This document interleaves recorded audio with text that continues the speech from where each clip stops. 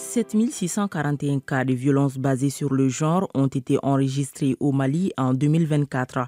Les chiffres froids et implacables traduisent une réalité profondément inquiétante.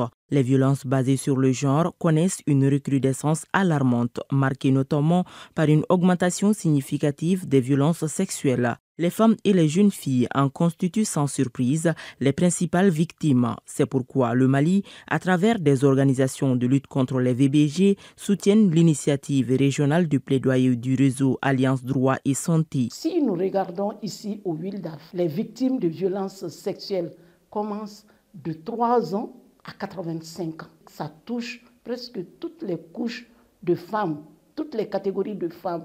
Et aujourd'hui, les violences sexuelles, c'est à la une de l'actualité au Mali. Le One Stop Center regroupe en une seule structure, au sein d'une seule structure, les composants, tous les acteurs qui interviennent dans la prise en charge. Ces One Stop Center sont en train de se développer. On en a plus d'une vingtaine actuellement sur le territoire malien. Les victimes survivantes de violences sexuelles et sexistes, c'est de ne pas garder le silence.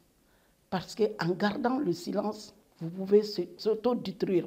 Deuxièmement, à l'endroit des décideurs, je dirais aux décideurs de renforcer encore les mécanismes.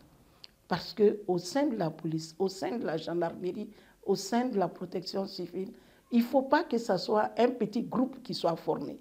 Il faut former tous les hommes en tenue, tous les hommes habillés. Donc moi, je pense que ça, ce serait vraiment quelque chose de formidable.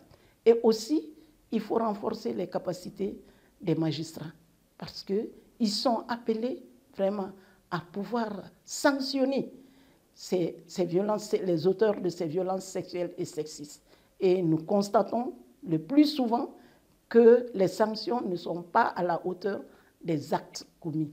Donc moi, je pense qu'il faut les sensibiliser, il faut les renforcer, les accompagner et mettre à disposition des outils.